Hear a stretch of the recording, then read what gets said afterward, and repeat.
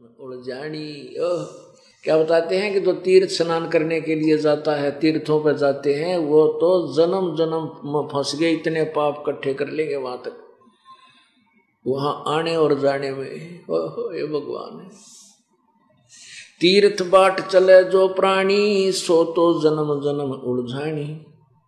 जात पर भी लेन जात है दुनिया, हमरा ज्ञान किने ना सुनिया।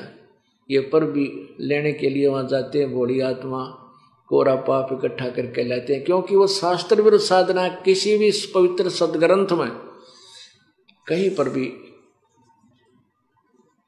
इन साधनाओं का आदेश नहीं है, निर्देश नहीं है। कौन सी साधनाओं का? भूत पूजा का, पितृ पूजा का, तीर्थों पर स्नान करने का, व्रत रखने का, या ओम जय जगदीश हरे, इस ओम नमः शिवाय, ओम वासुदेव नमः, राधे राधे श्याम मिलाधे, जय कृष्ण जय जय कृष्ण, हरे राम हरे कृष्ण। ये कोई मंत्र नहीं है जो मोक्षदायक हो, क्योंकि पवित्र गीता जी में, पवित्र वेदों में इसका प्रमाण नहीं है। और श्राद्ध निकालना भी पवित्र वेदों में, पवित्र गीता जी में नहीं है, बल्कि मना किया है।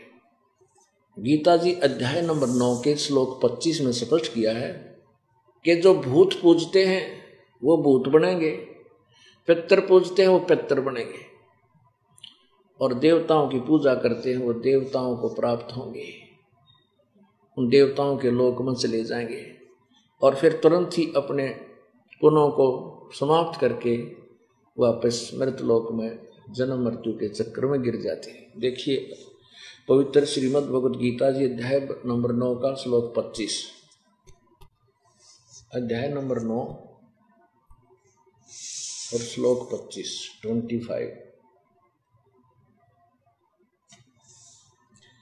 देवताओं को पूजने वाले देवताओं को प्राप्त होते हैं, पितरों को पूजने वाले पितरों को प्राप्त होते हैं, भूतों को पूजने वाले भूतों को प्राप्त होते हैं, और मेरा पूजन करने वाले भक्त मुझे ही प्राप्त होते हैं।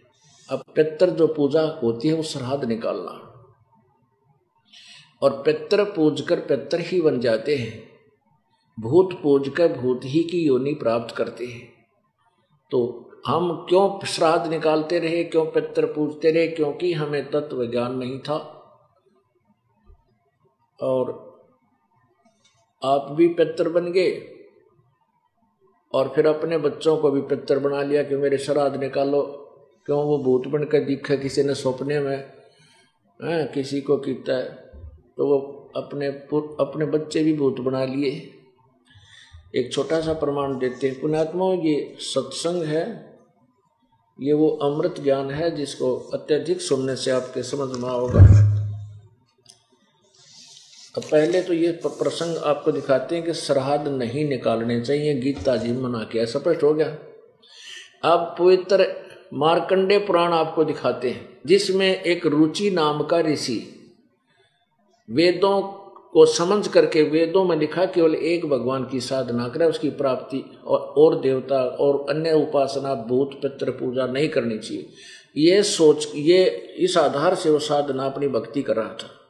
तो उसके 3 पितर दिखाई दिए, पिता, पितामह और पर पितामह, यानी पिताजी, दादाजी और तीसरा दादाजी। उन्होंने कहा बेटा रुचि, तू हमारे श्राद्ध क्यों नहीं निकालता, तूने शादी क्यों नहीं की?